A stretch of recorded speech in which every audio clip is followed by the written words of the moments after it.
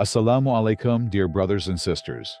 Before starting if you are new here, please support and subscribe to my channel for more videos like this. Jazakallah. Let's start with the name of Allah, the most gracious and most merciful, the only woman. The Quran states, she will enter hell. A woman unlike any other, one of the most wicked to have ever lived, past or future. Despite her wealth and power, neither could save her from her fate. This is the extraordinary and tragic story of a woman so evil that even Shaitan himself would be astonished. The cursed life of Jamil.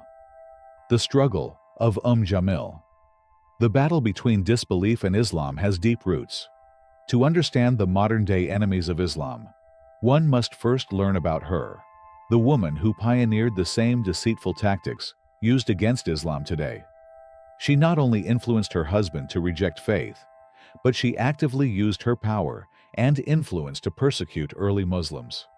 Her story is shocking, a tale of arrogance, deception, and cruelty. The life of Jamil. Jamil was born into one of the most powerful tribes of Mecca, the Quraysh. Her father, Hab bin Umayyah, was a highly respected leader, giving her a privileged and influential upbringing. Despite her noble lineage, her character was far from noble. From a young age, she was known for her pride, ambition, and fiery temper. She eventually married Abū Lahab, the son of Abdul Muttalib, a man of immense wealth and power.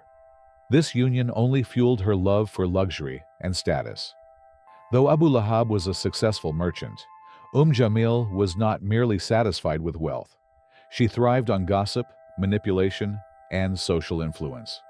Her words had power, and she used them to ruin the reputations of those she despised. But deep down, she was terrified, afraid of losing her position and control. A threat to her world. In Mecca, tribal honor and leadership were paramount. Jamil was obsessed with maintaining her family's influence, particularly the dominance of the Umayyad clan. But then, an unthinkable event shook Mecca. Prophet Muhammad, peace be upon him, declared his prophethood. Jamil was well aware of his lineage. He belonged to the Hashim clan, a rival yet powerful branch of Quraysh. She quickly realized that if Muhammad, peace be upon him, was indeed a prophet, her entire world would collapse. The power structures she had spent her life defending would crumble. For her, it was never about truth. It was about control. Determined to stop Islam from spreading, she became one of its fiercest enemies. The rise of her hatred. While Abū Lahab was already an opponent of Islam, Jamil took the fight further. She didn't just resist Islam, she actively plotted its destruction. Her poisonous words echoed through the narrow streets of Mecca, the marketplaces, and even around the Kaaba itself. She was more than an enemy. She was a source of constant fitna, corruption, and discord. Her influence over the women of Mecca. Jamil had an uncanny ability to manipulate people, especially women. With just a few words, she could spread rumors across the entire city. She publicly slandered the Prophet, peace be upon him, calling him a madman, a magician, a liar who threatens Mecca's traditions. She spread lies, not just to mislead, but to destroy his reputation. One day, she gathered a crowd in the marketplace, declaring, "Muhammad is even turning against his own family." But the truth was far from her lies. Prophet Muhammad, peace be upon him, was the most truthful and honorable man in Mecca. Her jealousy of Hazrat Khadija, Allah be pleased with her. Among all women, Jamil held a deep hatred for one, Hazrat Khadija, Allah be pleased with her, the beloved wife of Prophet Muhammad, peace be upon him. Hazrat Khadija was a woman of wealth, dignity, and unmatched wisdom. She was also one of the strongest supporters of Islam. Jamil, consumed by jealousy, mocked her, turned the women of Mecca against her, and tried to isolate her from society.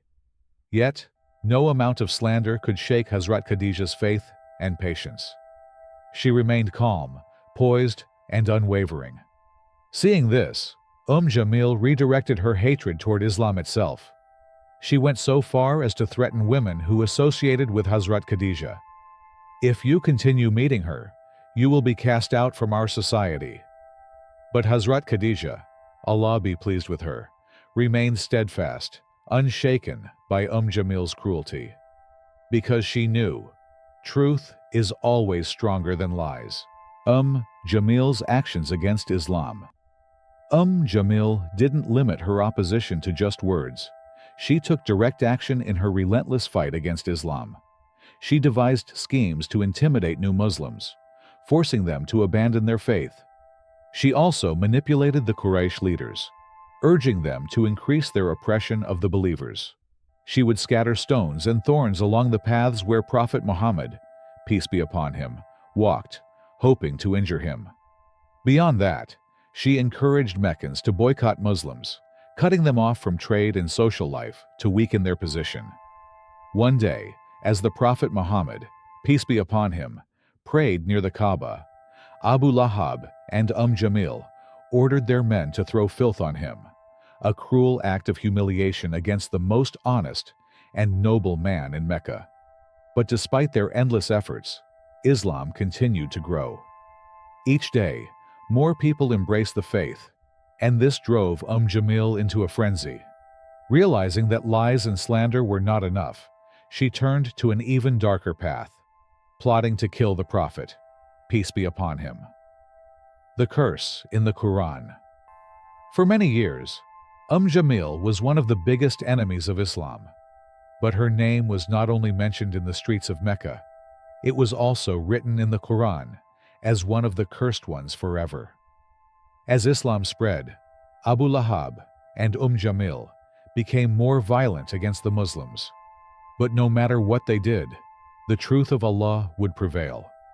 Surah Al-Masad was a clear curse from Allah upon Abū Lahab and his wife.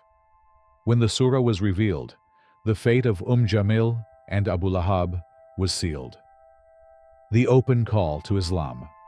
One day, the Prophet stood on Safa hill and called out to the people of Quraysh, "O people of Quraysh, if I told you that there is an army behind this mountain ready to attack, would you believe me?" Everyone there answered, "Yes, because you have never lied." Then the Prophet said, "Then I warn you about a great punishment." A silence followed. This was the beginning of the open call to Islam. But Abū Lahab, full of anger, jumped up and shouted, "Did you gather us just to say this? May you perish!" Then he quickly left. Because of these words, Allah revealed Surah Al-Masad. May the hands of Abū Lahab be ruined, and ruined is he. His wealth will not benefit him or that which he gained. He will burn in a flaming fire, and his wife, the carrier of firewood. Around her neck is a rope of fiber.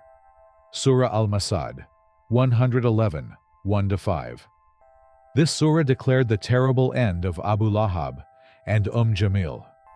The most striking part was the phrase, "the carrier of firewood." This described how she carried stones and thorns to harm the Prophet, but it also symbolized her evil and destructive nature.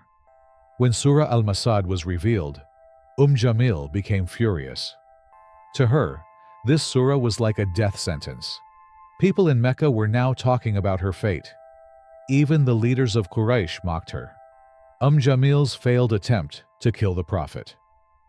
One day, in a fit of rage, she picked up a large stone and planned to kill the Prophet. She went to Masjid al-Haram, thinking she saw him sitting there. Hazrat Abu Bakr, Allah be pleased with him, was with him.